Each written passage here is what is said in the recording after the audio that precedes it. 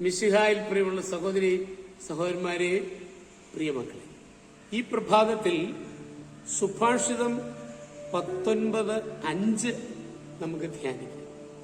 Proverbs chapter 19 verse 5 നമ്മൾ വായിക്കുന്നത് ഇങ്ങനെയാണല്ലോ: കള്ളസാക്ഷി ശിക്ഷിക്കപ്പെടാതിരിക്കുകയില്ല, കള്ളം പറയുന്നവൻ രക്ഷപ്പെടുകയുമില്ല. കുറച്ചൊക്കെ ആദ്യ നേട്ടങ്ങൾ ഉണ്ടായേക്കാം, പക്ഷേ അത് അവസാനം നാശത്തിലേക്ക് ചെന്നെത്തൂ എന്നുള്ളത് നമ്മളെല്ലാം മനസ്സിലാക്കേണ്ടതാണ്.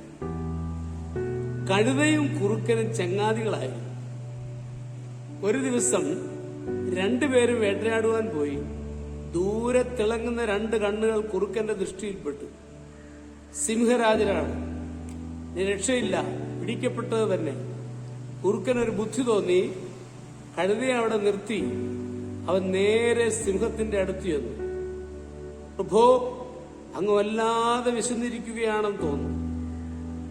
അമൃതത്തിന് എന്റെ സുഹൃത്തായ കഴുതയെ ഞാൻ കുരുക്കിലാക്കി തരട്ടെ, പക്ഷെ എന്നെ ഉപദ്രവിക്കില്ലെന്ന് ഉറപ്പു തരണം.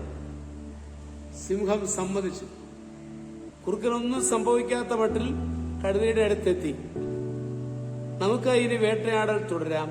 കുറുക്കൻ വേട്ടയാടുന്നതായി ഭാവിച്ച് കഴുതയെ ഒരു കുഴിയിൽ വീഴ്ത്തി. സിംഹത്തിന്റെ അടുത്ത് ചെന്ന് കുറുക്കൻ പറഞ്ഞു, വരൂ രാജൻ, അങ്ങേക്കുള്ള ആഹാരം റെഡി. കുറുക്കൻ സിംഹത്തെ കൂട്ടിക്കൊണ്ടുപോയി കുഴിയിൽ കിടക്കുന്ന കഴുതയെ കാണിച്ചു. സിംഹം ചിന്തിച്ചു, കഴുതയ്ക്കിനി രക്ഷപ്പെടാൻ കഴിയില്ല, അതുകൊണ്ട് അത് സൗകര്യം പോലെ തിന്നാം.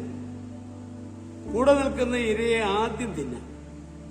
ഞൊടിയിടയിൽ സിംഹത്തിന്റെ ഭക്ഷണമാകാനുള്ള യോഗമാണ് കുറുക്കനുണ്ടായത്.